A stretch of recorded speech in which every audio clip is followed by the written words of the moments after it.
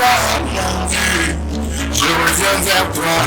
Je reconnais que c'est grâce à toi, mon Dieu, que j'ai ce souffle. Je reconnais que tu veilles sur moi chaque jour qui se lève sans même m'endormir. Je reconnais que c'est grâce à toi si je peux marcher et m'enjailler. Je te dis merci. Auditeurs, auditrices, bonsoir. Nous sommes dans le cadre de notre émission qui vient de démarrer en cet après-midi, qui porte le nom Thierry Lesti, une émission chrétienne avec beaucoup d'enthousiasme qui va nous amener dans une très grande bénédiction avec le Seigneur. Nous sommes cadrés ici dans le cadre de notre message ou dans le cadre de la pensée de Dieu qui nous a révélé dans le livre de Jean, dans son chapitre 19 à partir du verset 30. La Bible déclare que Jésus-Christ était sur le point de mourir.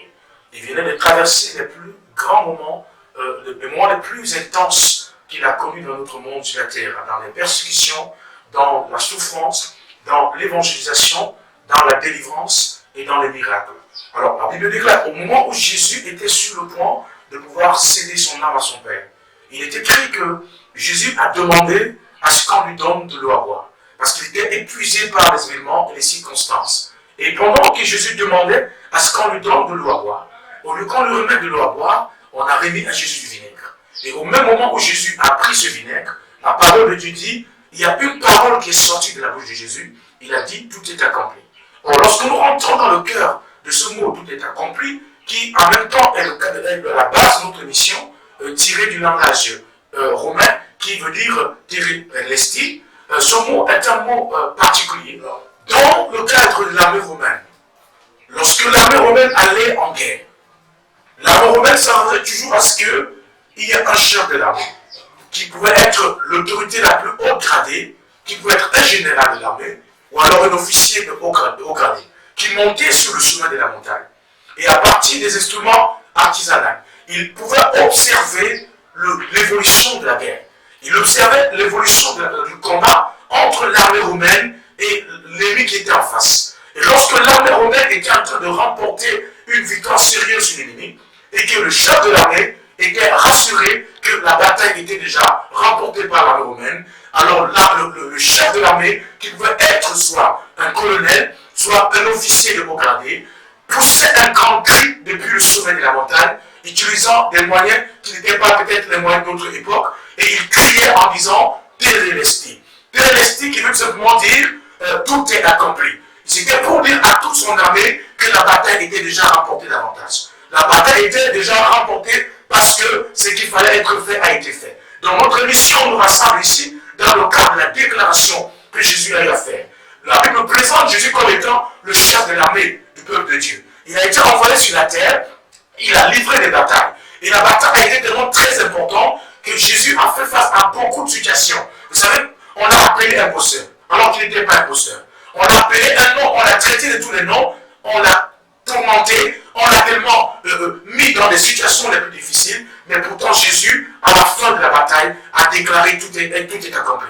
Donc nous sommes dans le cadre de cette émission, tout est accompli, qui veut dire Thierry Lesti, Dieu nous amènera à être bénis au travers de cette émission. Alors, bienvenue ce soir encore une fois de plus, chers auditeurs, tous ceux qui sont connectés à travers les réseaux sociaux dans le monde entier. Je veux parler ici ce matin pour ceux qui sont connectés à Facebook, qui sont connectés sur YouTube, pour qui sont connectés à travers tous les autres systèmes qui nous permettent de pouvoir aujourd'hui écouter et entendre la parole de Dieu ensemble. Et nous sommes donc réunis ici dans le cadre de notre émission Thierry Lesti, qui veut dire tout est accompli. Et pour cette soirée, nous allons donc démarrer ensemble l'émission avec vous sur un sous-thème assez important, un sous-thème qui sera extraordinairement développé par lequel le Seigneur va nous apporter une grande bénédiction. Alors, dans le sous-thème que nous allons donc partager avec vous ce soir, porte pour nom au crépuscule de la transformation. Au crépuscule de la transformation, c'est quoi? Pour pouvoir comprendre ce message, nous allons tout ensemble lire la parole de Dieu. Nous sommes dans le livre de 2 Rois, le chapitre 6, le verset 24 au verset 34. Et nous lirons aussi le livre de 2 Rois, chapitre 7, du verset 1er au verset 20, pour arriver à comprendre ce message. Alors, lisons donc la parole de Dieu ici, dans le livre de 2 Rois, le chapitre 6, à partir du verset 24 au verset 33. Voilà ce qui est écrit. Après cela, Ben-Hadad, roi de Syrie, ayant rassemblé une grande armée monta et assiégea Samarie. Et il y eut une grande famine dans toute la Samarie, et ils la serrèrent tellement qu'une tête d'âne valait 80 cycles d'argent. Et le quart d'un quart de viande, des pigeons, 5 cycles d'argent. Et quand le roi passait sur la muraille, une femme lui cria, sauve-moi, ô roi, mon Seigneur. Il répondit, si l'Éternel ne te sauve pas, avec quoi te sauverai-je? Avec le produit de l'air ou du pressoir?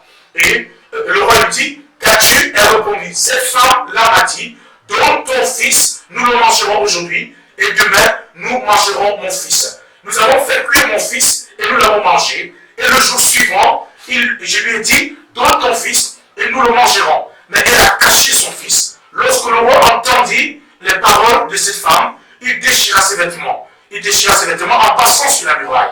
Et le peuple vit qu'il avait en dedans un sac sur son corps. Et le roi dit, que Dieu me punisse dans toute sa rigueur, si la tête d'Élisée, fils de Shaphat, reste aujourd'hui sur lui. Or, Élisée était assis dans sa maison, et les anciens étaient assis auprès de lui. Le roi envoya quelqu'un devant lui, mais avant que le messager soit arrivé, Élisée dit aux anciens, voyez-vous que ce fils d'assassin envoie quelqu'un pour m'ôter la vie. Écoutez, quand le messager viendra, fermez la porte et repoussez-le avec la porte. Le bruit des pas de son maître ne se fait-il pas entendre derrière lui, et il lui parlait encore, et déjà les messagers étaient descendus vers lui. Et disait, voici ce mal vient de l'Éternel, qu'ai-je à espérer encore de l'Éternel? Ça c'est le 2 Rois chapitre 6 verset 7. Alors, on va lire aussi le livre de 2 Rois chapitre 7 maintenant, parce que l'histoire continue, elle est tellement intéressante, elle est pleine de suspense. Et il faudrait que nous puissions la lire pour comprendre le message ce soir. Élisée dit, écoutez la parole de l'Éternel. Ainsi parle l'Éternel, demain à cette heure, on aura une mesure de fleur de farine pour un cycle et 2 mesures d'or pour un cycle à la porte de Samarie. L'officier sur la main duquel s'appuyait, le roi répondit à l'homme de Dieu, quand l'Éternel ferait des fenêtres au ciel, pareille chose arriverait-elle? Et Élisée lui dit, tu le verras de tes yeux, mais tu n'en mangeras point. Et il y avait à l'entrée de la porte de la ville 4 lépreux qui se dirent l'un à l'autre. Quoi resterons-nous assis ici jusqu'à ce que nous mourions? Si nous songeons entrer dans la ville, la famille est dans la ville. Et la famille est dans la ville. Et nous y mourrons. Et si nous restons ici, nous mourrons également. Allons nous jeter dans le camp des Syriens. Et s'ils nous laissent vivre, nous vivrons. Et s'ils nous font mourir, nous mourrons. Il partit donc au crépuscule, voilà le terme de ce soir. Il partit donc au crépuscule pour se rendre au camp des Syriens. Et lorsqu'il fut arrivé à l'entrée des camps des Syriens, voici qu'il n'y avait personne. Le Seigneur avait fait entendre le bruit dans le camp des Syriens, un bruit des chars, un bruit des chevaux et le bruit d'une grande armée. Et il s'était dit l'un à l'autre, voici le roi d'Israël a pris à sa sorte contre nous les rois des Étiens et les rois des Égyptiens pour venir nous attaquer. Et ils se levèrent et prirent la fuite au crépuscule, abandonnant leurs tentes, leurs chevaux et leurs armes. Le camp qu'il était, et ils s'enfuirent pour sauver leur vie. Les lépreux étant arrivés à l'entrée du camp, pénétraient dans une tente, mangeaient et burent. Et ils en apportèrent de l'argent et de l'or et des vêtements qu'ils allaient cacher, et ils revinrent, pénétraient dans une autre, et ils en apportèrent des objets qu'ils allaient cacher. Puis ils se dirent l'un à l'autre, nous n'agissons pas bien, cette journée est une journée de bonne nouvelle. Si nous gardons le silence et si nous attendons jusqu'à la lumière du matin, le châtiment nous atteindra. Venez maintenant et allons informer la maison du roi. Ils partirent et ils appelèrent les gardes de la porte de la ville et auxquels ils firent ce rapport. Nous sommes entrés dans le camp des Syriens et voici qu'il n'y avait personne. On n'y entend aucune voix d'homme, il n'y a aucune voix de chevaux attachés et des ânes attachés et les camps comme elles étaient. Les gardes de la porte crièrent et transmirent ce rapport à l'intérieur de la maison du roi. Le roi se leva de lui et il dit à ses serviteurs, je veux vous communiquer ce que nous font les Syriens. Comme ils savent que nous sommes affamés, ils ont quitté le camp pour se cacher dans les champs et ils se dirent, quand ils sortiront de la ville, nous les saisirons vivants et nous entrerons dans la ville. L'un des serviteurs du roi répondit, que l'on prenne 5 chevaux qui restent encore dans la ville. Ils sont comme toute la multitude d'Israël qui y est restée. Ils sont qui dépérit. Et on va voir ce qui se passe. On prit 2 chars avec les chevaux et le roi envoya des messagers l'armée des Syriens en disant allez et voyez. Ils allèrent après eux jusqu'au Jourdain, et voici toute la route était pleine de vêtements et d'objets que les Syriens avaient jetés dans leur précipitation. Les messagers revinrent et le rapportèrent au roi. Le verset 16, le peuple sortit et pilla le camp des Syriens et l'ont pris une mesure de fleurs de farine pour un cycle et 2 mesures d'orge pour un cycle selon la parole de l'Éternel. Le roi avait remis la garde à la porte à l'officier sur la main duquel il s'appuyait, mais cet officier fut écrasé à la porte par le peuple et il mourut selon la parole qu'avait prononcée l'homme de Dieu. Quand le roi était descendu vers lui. L'homme de Dieu avait dit alors au roi, on aura 2 mesures d'orge pour un cycle et une mesure de fleur de farine pour un cycle de main à 7 heures à la porte de Samarie. Et l'officier avait répondu à l'homme de Dieu, quand l'Éternel ferait de fenêtres au ciel, pareille chose arriverait-elle. Et Élisée lui avait dit, tu le verras avec tes yeux, mais tu n'en mangeras point. Et c'est en fait ce qui lui était arrivé. Il fut écrasé à la porte du peuple et il mourut. Ça, c'est la parole que nous venons de lire. Alors, nous sommes dans le cadre de notre message ce soir, au crépuscule de la transformation. Nous ne pouvons pas rentrer pour vous montrer l'histoire qui s'est passée sans vous amener à comprendre d'abord les bases. Et quand on parle des bases, il est important de mettre les données sur les définitions importantes qui caractérisent notre terre. Ici donc, nous parlons du crépuscule de l'histoire. Bien aimé, écoutez très bien. Nous avons Dieu au centre de toute transformation dans le monde. Et lorsque nous avons une étude qui a été menée à travers de plusieurs générations, à plusieurs personnes, a amené beaucoup de personnes à se rendre compte que ce soit dans le domaine du mariage, dans le domaine de la vie sociale, beaucoup de personnes à un moment de temps se retrouvent fatiguées de vivre les mêmes choses et ils ont besoin de vivre le changement. Et quand on parle de changement ce soir, il ne s'agit pas d'un changement superficiel, mais plutôt d'une transformation. Parce que le Dieu que nous servons est le Dieu de la transformation. Il n'est pas venu simplement pour que le monde puisse être changé, mais il est venu pour que le monde connaisse la transformation. Alors qu'est-ce que c'est que la transformation? Le mot transformation, quand nous partons de la Bible, qui tombe du langage latin, le mot transformer est un mot qui est tiré dans le latin. Et en latin, le mot qui caractérise transformation est le mot transformio. Et transformio est l'expression du changement, un changement radical qui arrive dans la vie de l'homme. Pas un changement superficiel, pas un changement qui est déterminé par un certain nombre d'événements qui peuvent arriver et qui peuvent disparaître et revenir.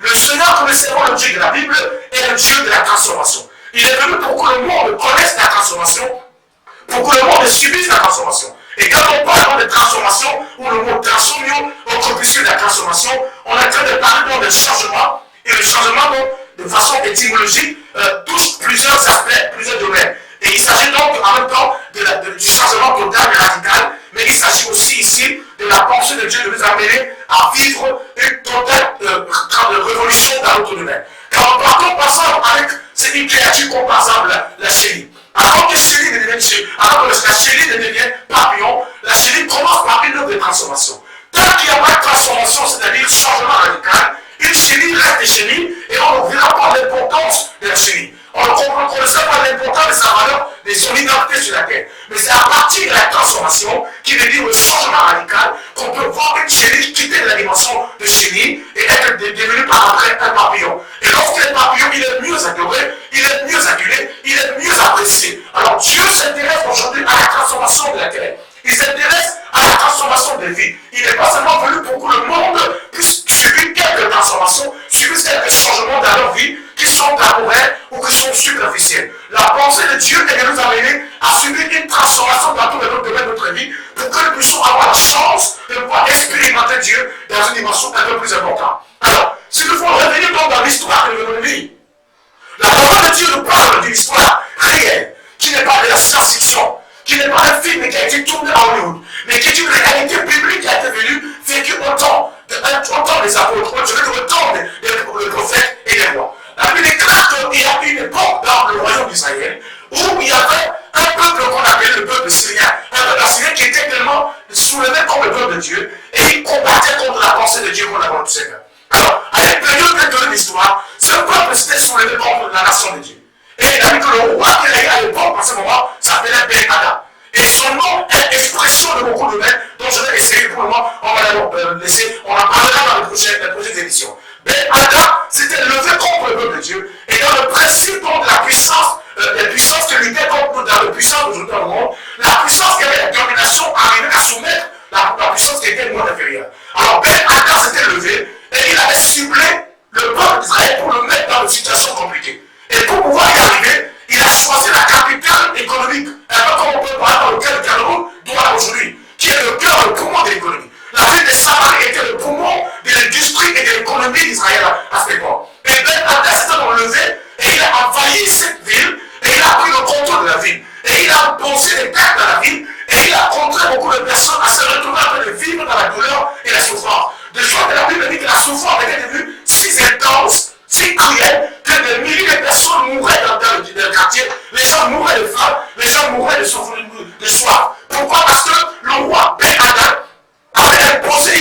martiale. Et la loi martiale qu'elle avait imposée voulait que si quelqu'un veut vivre, il doit se soumettre aux réalités de ce roi. Si quelqu'un veut s'en sortir, il doit marcher au rythme de ce roi. Et le peuple a tellement commencé à souffrir à cause de cette loi martiale qui a été imposée, de sorte que le peuple Israël ne sachant plus quoi faire, ils ont élevé la voix et ils ont commencé à crier le Seigneur.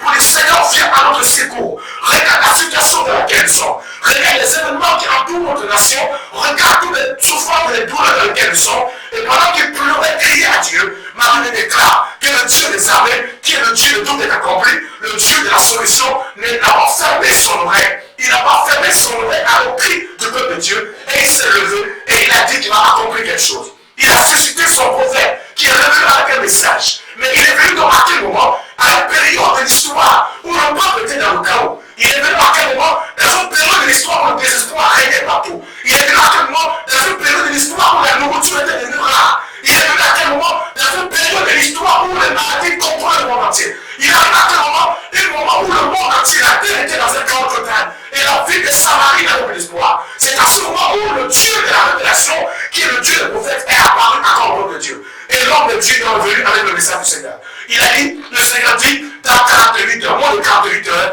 il y aura une solution qui viendra. Je suis en train de parler à quelqu'un qui me suit maintenant. Je ne connais pas les situations dans lesquelles tu es. Je ne connais pas les événements et les circonstances qui caractérisent ta vie. Mais le Seigneur m'envoie te dire en ce moment, en tant que prophète et évêque des nations, que quelle que soit la situation, la durée de l'événement qui caractérise ta vie, une solution arrivera dans ta destinée. Quels que soient les événements qui caractérisent ton histoire, le Seigneur va te toucher dans ton domaine. Je ne connais pas dans quel problème tu es. Je ne connais pas les événements qui caractérisent ta famille. Mais je suis convaincu à ce moment que tu vas te suivre. Il y a une maladie sûrement qui a été voulu t'amener à la mort. Mais le Seigneur, ici, le peuple de Dieu était au crépuscule de la souffrance. Quand on parle de crépuscule, on parle du dernier soleil qui caractérise, avant d'accoucher le conseil du soleil, il y a un dernier soleil qui vient souvent, qui vient clôturer la journée, qui clôture le temps. Donc il y a un dernier soleil que tu as pour la bonjour dans ta vie, où tu penses que ta vie n'a plus d'importance, où tu penses que ton avenir ne compte plus, où ta famille t'a convaincu que tu ne représentes plus rien, où les gens de monde ont écrasé, méprisé. C'est dans ce moment où Dieu arrive pour te dire que, avant que le soleil de ta destinée se couche, un miracle va se produire dans ta vie. Avant que le soleil de ton mariage ne sombre, le Seigneur va s'élever dans ta vie. Avant que ton continent entre dans le chaos, le Seigneur ne laissera pas ton continent entrer. Avant que ta famille ne sombre dans la maladie, le Dieu des miracles et le Dieu des prophètes se lève ce soir. Et voilà que tu es en train de suivre maintenant dans cette chaîne de télévision qui est Planète Travail TV, que le Seigneur se lève dans ta vie. Afin que là où les gens ont cru que ton histoire se terminera mal, qu'ils soient surpris de voir que le Dieu des miracles est d'accord aujourd'hui. Parce que le miracle n'est pas hier. Le miracle est d'accord d'actualité. Dieu peut guérir encore le sida. Il peut délivrer les fous. Il peut libérer les cancers. Il peut détruire la santé des familles. Il peut t'arracher dans cette danger dans lequel tu es. Ceux qui ont cru que ton vie n'a plus de sens, ils vont se tromper parce que le Dieu des miracles, ce n'est pas seulement pouvoir agir dans ta destinée. Le peuple était complètement abasourdi. Ils étaient dépassés. Ils étaient complètement essoufflés par l'événement. Et je sais que beaucoup de personnes qui me suivent ici sont essoufflées. Peut-être que tu es en train de dire, tu as envie de mourir. Tu as envie de te suicider à cause parce que ton mari t'a abandonné. Parce que ta femme t'a abandonné. Et tu es au crépuscule de ta vie. Au crépuscule de ta destinée. Ou quand tu regardes le nombre d'années que tu as tiré sur la terre. Tu regardes le nombre de temps qui te reste. Tu te demandes ta vie n'a plus de sens. Il n'y a plus d'espoir. Mais là où il n'y a plus d'espoir devant les hommes, c'est là où le l'œuvre de Dieu commande à une personne. Au crépuscule de ta vie, un miracle viendra. Au crépuscule de ton mariage, la délivrance apparaîtra. Au crépuscule de la souffrance, quelque chose viendra qui va t'arracher dans cette situation. Au crépuscule de ces événements qui sont en train de caractériser ton continent, je suis en train de voir le Dieu des miracles à la vie. Parce que je parle de ce Dieu de parle en ce moment.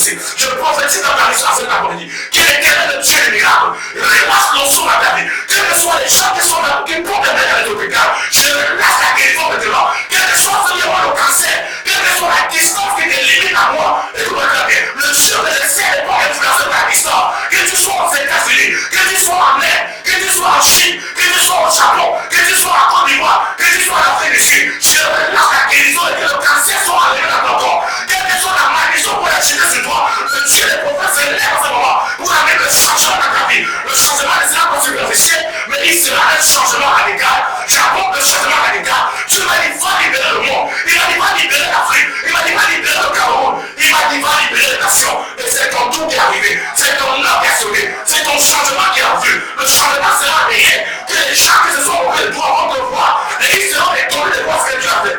Le changement sera si réel que les gens qui n'ont pas cru en toi n'auront que les yeux pleurés. Je suis en train de voir le changement pour le continent africain.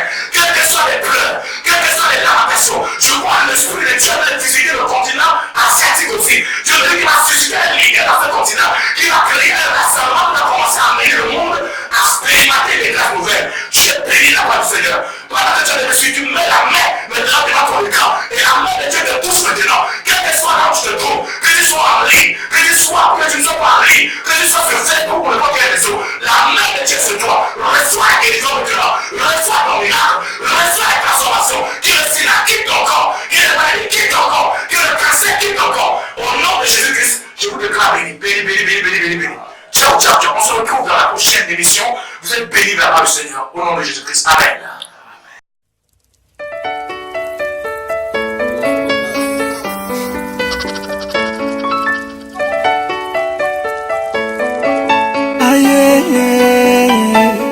La menace qui chatouille. Oh, je reviens vers toi, mon Dieu. Je reviens vers toi. Oh, je reconnais que c'est grâce à toi, mon Dieu, que j'ai ce souffle de vie. Je reconnais que tu veilles